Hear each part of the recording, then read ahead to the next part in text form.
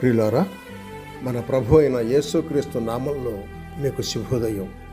ఆయనను గూర్చి అనుదిన ఆత్మీయ ఆహారం, ఫిబ్రవరి 12 గురువారం. నేటి మన ధ్యాన లేఖనం సంఖ్యాకాండం 14వ అధ్యాయం 43వ వచనం. మీరు యెహోవాను అనుసరించడం మానితిరి కనుక ఇక యెహోవా మీకు తోడై ఉండడు అని చెప్పాను. వ్యాఖ్యానాంశం: ఆయన వారి మధ్య లేడు.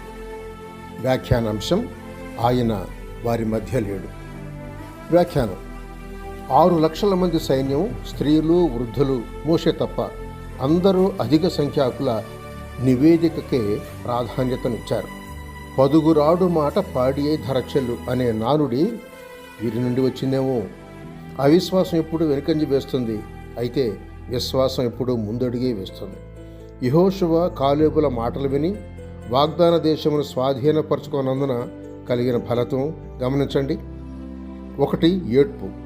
14వ అధ్యాయం 1వ వచనం. దేవుని వాగ్దానాలను స్వతంత్రించుకొని పాలస్తీనాలో ప్రవేశించి ఆనందించవలసిన వారు ఎలుగెత్తి ఏడవటం చూస్తాం. 2వది సణుగుడు. 14వ అధ్యాయం 23వ వచనం.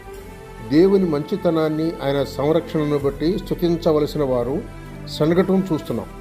యేసుక్రీస్తును నమ్మిన వారు సణుగులు, సంశయములు మాని లోకంలో బ్రతకాలని దేవుని వాక్యం హెచ్చరిస్తోంది. ఫిలిప్పీ పత్రిక 2వ అధ్యాయం 15వ వచనం చూడండి.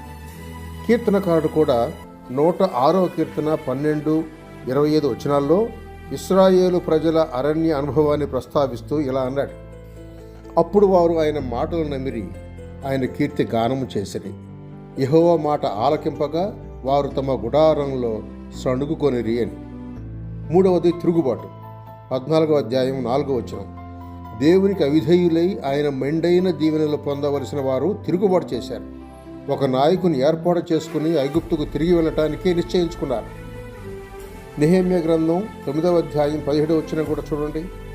యెహోవా మీద తిరుగుబాటు చేయవద్దు, దేవుడిచ్చిన ఆ మంచి దేశంలో ప్రవేశించుదాము, యెహోవా మనకు తోడై ఉన్నాడు అని మోషే చెప్పిన మాటలు ప్రజలకి రుచించలేదు.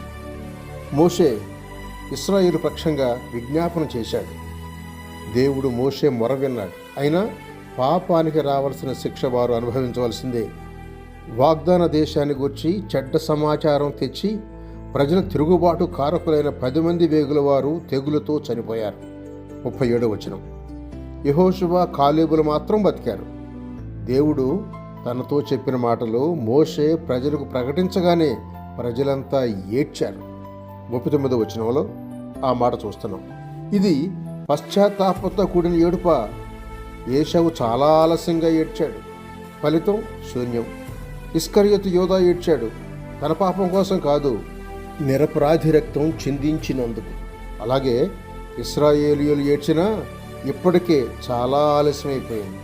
తరువాత ఉద్రేకంతో ముందుకు సాగుతామన్నారు. మోషే వద్దని వారించారు, అయినా ముందుకు సాగారు. శత్రువుల చేతిలో హతులయ్యారు. కారణం, యెహోవా వారి మధ్య లేడు. ఎంత దౌర్భాగ్య స్థితి! ఈ సంగతులు దృష్టాంతములుగా వీరికి సంభవించి యుగాంతమందున మనకు బుద్ధి కలుగుటకై రాయబడిన. 1 కొరింథీ పత్రిక 10వ అధ్యాయం 11వ వచనం. శుభములతో వందనాలు.